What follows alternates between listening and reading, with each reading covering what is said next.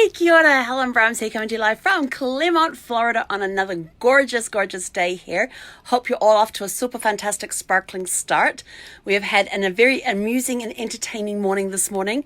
We stopped by our friend Vicky's place where she sits outside her RV, and we're talking with her, and Zeffy decided to go dig holes again.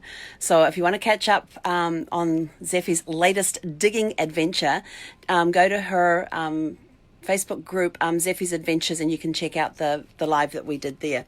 So today we are ready. Are you ready for your challenges for today? We got some great challenges for you today.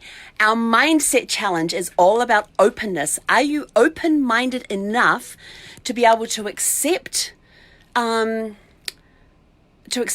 from others, to accept advice from others, or counsel from others? Counsel and advice can sometimes be different things. So are you open-minded enough to accept those things from those that have your best interests at heart? Or are you somebody who is very set in your ways and closed off? When you become open-minded, a lot of opportunities will appear in front of you. So my friend Casey has a favorite saying by, what's the guy? I can't think of the guy's name. Sun Zhao, I think it is. No, that's not right. I'll have to look it up. But it's opportunities multiply as they are seized. If you are not open-minded enough to receive opportunities, then you're missing out on a lot. And right now is a good time to be having a look at those opportunities, to be having a look at, am I a closed mindset or am I an open mindset? And look at what is around you. What can you change your thoughts about? What are things that you had definite beliefs about? And what's happened lately that has changed those beliefs? Are you more open to being coached, to being coachable? That's definitely a good one. Are you more open to being coachable? Are you more open to accepting help? Are you more open to accepting things you haven't accepted in the past? So today's mindset, openness, about opening the mind. Business. Oh my gosh, business. We are working on our projects. So yesterday we had you look back through the processes and look at the steps that needed some work before you could put that step in place in your process. And what we did with that step is we're breaking it down into smaller steps. We're creating a project out of it. And if you remember, since I'm standing here, here's my project board. The orange ones are the projects up the top there. And underneath those post-it notes are all the steps within the project that need to be completed for the project to be completed. On each of those steps is actually written a time. It might be 10 minutes, it might be 20 minutes, it might be an hour. But each of that time means that if I have a time block available, I can go up here and I go, okay, I've got 15 minutes before my next call. I've got 15 minutes before this. What can I do during that time? And I can look down each of these post-it notes and go, oh, this one is only 10 minutes. I can do that right now and get it done. This way, you're creating momentum in your business. You're getting stuff crossed off. So today, I want you to grab some post-it notes. Or if you want to use an electronic version, Trello is really good. I prefer post-it notes because it's on that mirror, and that mirror is in my living area. As you can see behind me, I've got the living area, the driving area is up the back there. This mirror is at the other end of that. So I am constantly in this area, and that is in my face. That mirror is in my face. And with all the colors, it's very eye-catching for me. So I'm looking at this thing going, I got to get rid of some of those post-its. So I'll go up to it and I'll have a look and go, okay, 10 minutes. I can work for 10 minutes. I can concentrate for 10 minutes. What can I do in 10 minutes? And sometimes it's sort of like you're of the mindset of, I really can't bother working today, but you go up here and go, okay, the bed is made. First thing every morning is I always make my bed. There is a whole psychology behind that. There was a really good speech that I think was a Rear Admiral did about making your bed, but it's something that I've done for a long time. Is the first thing I do when I get out of bed is make it, because then I've accomplished one thing today.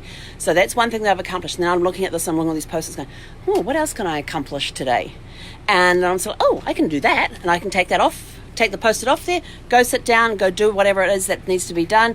When it's done, screw up the post-it and toss it out, and that's one less piece of square staring at me on the board. Because when it's staring you in the face, you're like, I have got to get rid of these squares.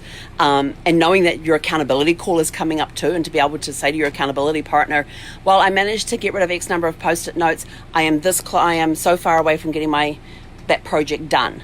So now I've got someone to be accountable for. So it's kind of a snowball effect. It's sort of like you're looking at this thing, it's right there in front of you.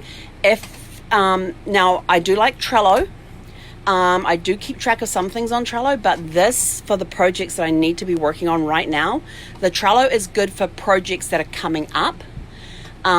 And I can keep it there. Then when it comes up time for those projects to be worked on, then I can pull that information out of Trello, put on the post-it notes and slap it up on the mirror here. So my mirror is my in-action projects. So get the post-it notes today, color code them. I use different post-it notes for different methods of completing the task. So if I'm using a particular app, all of them will be one color. If I'm using an email app to do an email blast, then that will be one particular color. If I'm researching, that's another color. If I have to do some writing, that's a different color. So I can quickly look at the board and think, okay, well, that's writing. I don't have time to do any writing, because sometimes when I start writing, I just get lost in it, unless I remember to set a timer, which I very rarely do. If I'm researching, same thing. So it's got to be a quick task that I can do very quickly and get crossed off. So your project for today is to get your projects, now that you've breaking down to steps, get your project board up. Get your main goal at the top, and underneath it have all the steps, so that during the week as you're working on your projects, you can go up and remove those post-its off there and go, yes, another one done. Okay, and then your fun activity today, hang on, I've got to go to my project board, because I have them on my project board. Fun day. Superheroes. What superhero have you always wanted to be?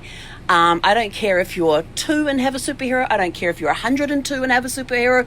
Whatever superhero you've always wanted to be, find a way to get dressed up as that superhero, put on that persona, and just have fun with it. If you got kids around, get them all dressed up as superheroes. They can go rescue the world or whatever. Be a superhero today. And it doesn't just have to be dressing up as Superman or Wonder Woman or anything like that.